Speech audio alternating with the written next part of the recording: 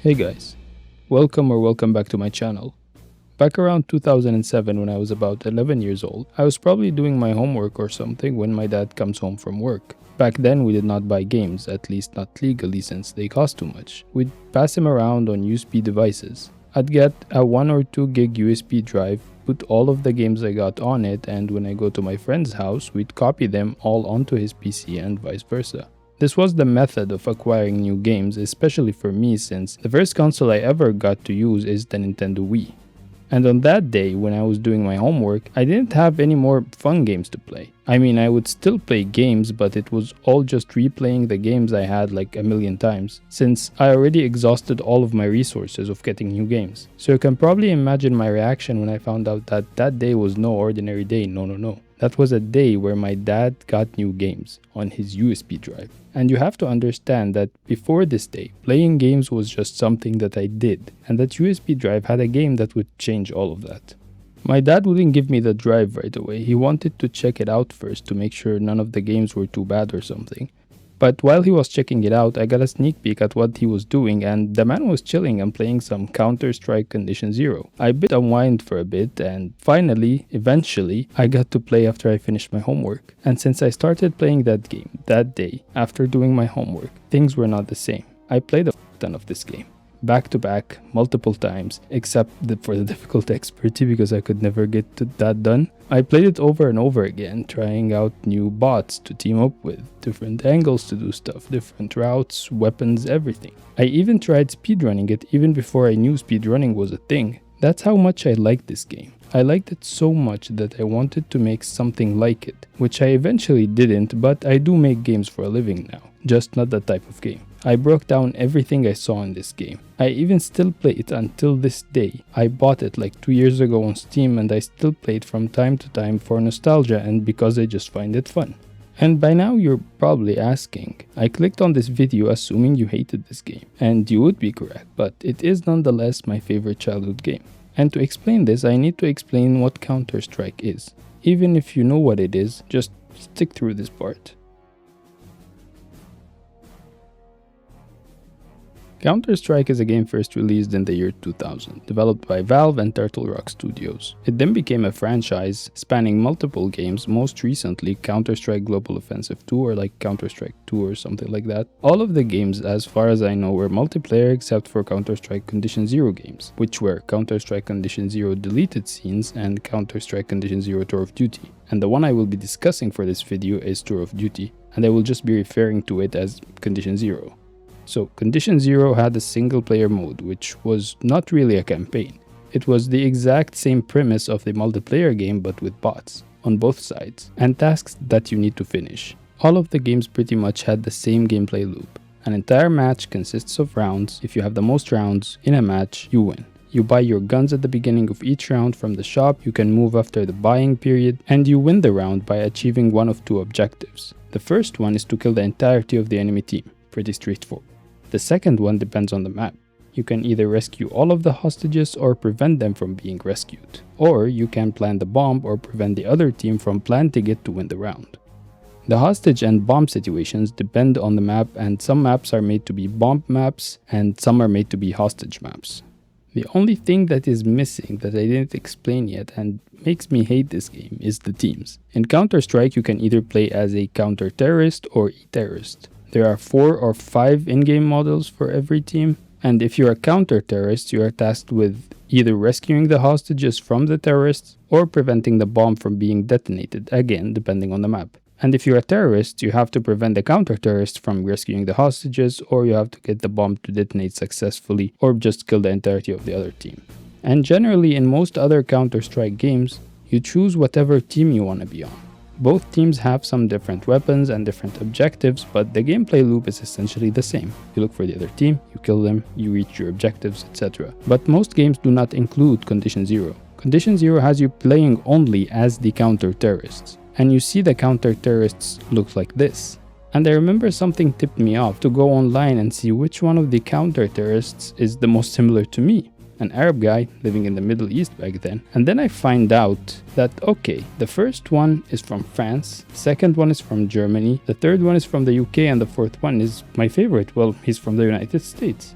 Well, that's not a problem. I still think that one is pretty cool, so it's still my favorite.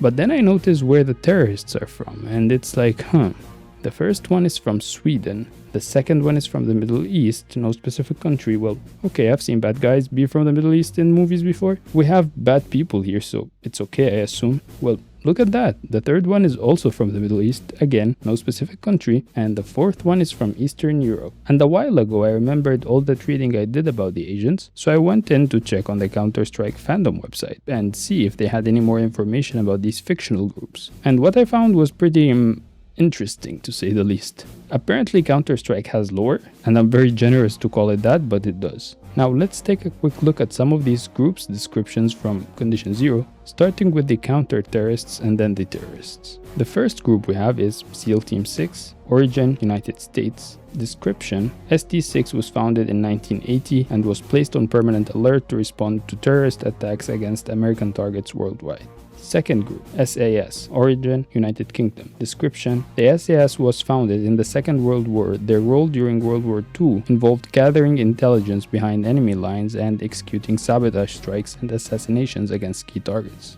The third one is the GSG-9, origin Germany. Description: the GSG-9 was born out of the tragic events that led to the death of several Israeli athletes during the 1972 Olympic Games in Munich, Germany. That one is interesting. A German counter-terrorist group born out of the events that led to the death of Israelis in 1972. Like, okay, Germany and its counter-terrorism history. Do you realize how delusional that is? Considering that this group was formed in 1972, which means after the Holocaust and the Nakba, two systematic campaigns of ethnic cleansing not even 30 years before that counter-terrorist group, quote-unquote, was formed. Also notable to mention that all of these groups were formed because something by terrorists was done to them, in the case of US and Germany. And in the case of the UK, it was the Nazis, so they immediately appear as justifiable. Anyways, before I get to the terrorists, they have more detailed descriptions than the counter-terrorists on the site, so I will be reading out the descriptions for the groups from the Middle East only for brevity. And let's take a look at the first group, for example, the Elite Crew. Origin, somewhere in the Middle East. Focus, a fundamentalist terrorist organization whose members believe that their evil plans will allow them to take over the world. Has carried out terrorist attacks in more than 20 countries, killing more than 2,000 people. Targets have included the US, the UK, France, and Israel. Major attacks included the 1989 hijacking of Fly Friendly Airlines Flight 983, whose pilot was executed on national television, and an attack on Greek luxury cruise ship in which they killed all on board by poisoning the water supply. Strength: several hundred members spread throughout the world. Political support from Libya and Syria since 1987. Training, logistic assistance, and financial aid. So these are Palestinians. This is an amalgamation of the Palestinian armed resistance groups at the time, including the Popular Front for the Liberation of Palestine, or the PFLP. The PFLP kidnapped multiple flights before and an Italian luxury cruise ship before the game was released. It was not Greek.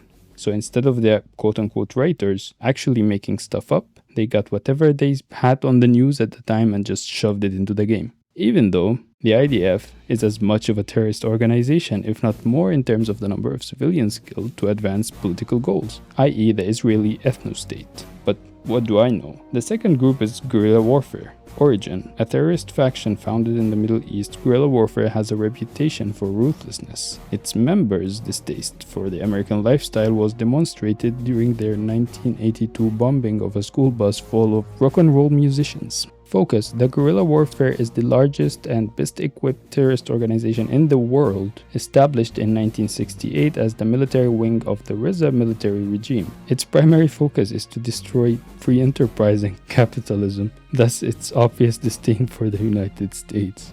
The guerrilla warfare is also believed to be responsible for bombing 8 shopping malls in the Midwest and sabotaging 2 football stadiums. Strength: approximately 1,500 to 2,000 armed members and a larger number of supporters, mostly in rural areas, has known to receive financial aid from Syria and Libya.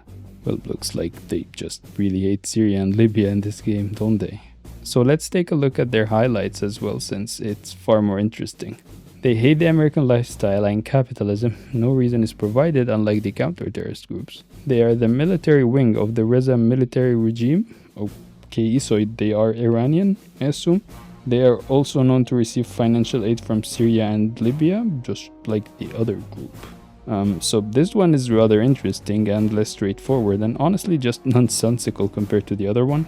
They bombed malls in the Midwest, and they bombed a school bus with like a rock and roll band on it, because that makes sense. If you hate America, you will naturally proceed to attack rock and roll artists.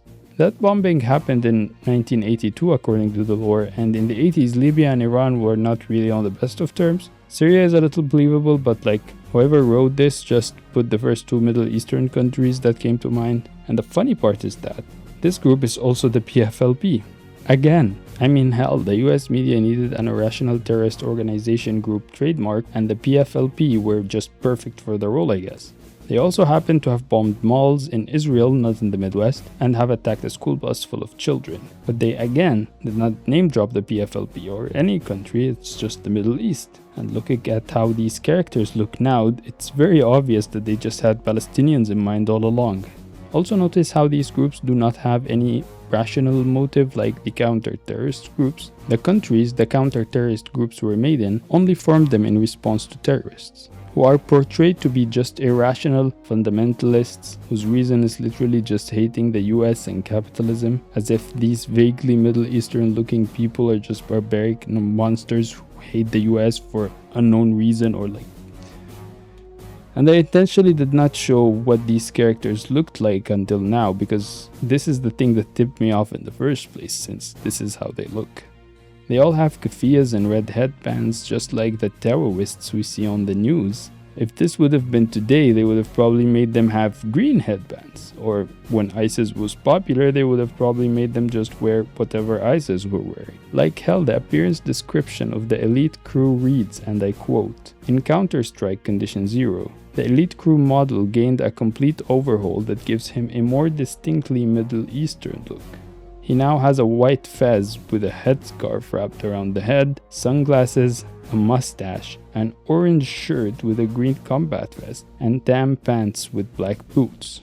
And including the keffiyeh, there is really something, not only for Condition Zero, but for the games that followed as well. The keffiyeh has been worn by Palestinians since forever. It was mainly used just like other headwear in the region, primarily to protect from the sun. It was worn by rural farmers as opposed to the urban tarbouch. And until today, the nomadic peoples of the entire MENA region still wear versions of the keffiyeh, again primarily born from the desire to protect themselves from the sun. The Palestinian keffiyeh later in the 1930s became a symbol of Palestinian national identity, and everyone started wearing in Palestine, even the people living in the urban areas, since they started abandoning the tarbouch after the fall of the Ottoman Empire. The patterns embroidered on the keffiyeh symbolize Palestinians' connection to the sea, Palestinian olive trees, and historical trade routes. But countries like the US and Israel managed to take this symbol of pride and turn it through propaganda into a symbol of terrorism. Well, as you have probably noticed, it's not fun to find out about your favorite childhood game. And before some bug starts being like, if you don't like it, just don't play it, or make your own game or some dumb shit, I would just like to say, I am. Get off my dick and go watch Asmongold and his roaches or something. But I'm getting too sidetracked. The game did not only disappoint the child within me just because it depicted my people as solely terrorists, and it led me to not have a way to be represented fairly in a game that I like, but it actively tried to incorporate elements of Palestinian and other Arab cultures, such as the keffiyeh, and make it appear as the sole representative of the Middle East, which I'm mad about because of its Orientalist undertones and generalizations, not because I have anything against the Palestinian people. Not only that, they depicted the oppressors of the Palestinians and Middle East as the counter-terrorists. Notable to mention is that they did not explicitly name any Middle Eastern countries as the specific origin of these groups. They tried to keep it as broad as possible, while telling us specifically where all of the counter-terrorist groups are from, and giving clearly fleshed out motivations for the counter-terrorists in comparison to the terrorists. It's honestly pathetic, and in a sense this is an example to help us as Arabs understand the roots of Islamophobia and anti-Arabism more and more, and for other minorities to understand the forms of hate that they receive as well. I mean, look at these comments on the fandom page right here.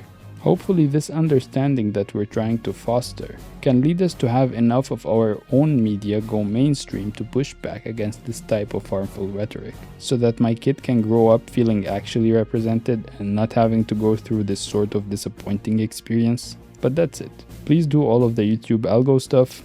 Love you all. I finally surpassed 100 subs, which I'm not planning on stopping soon. Support Dreams on a Pillow, a Palestinian game in the making, links in the description. And if you like this video, you will probably like this one over here as well. Bye!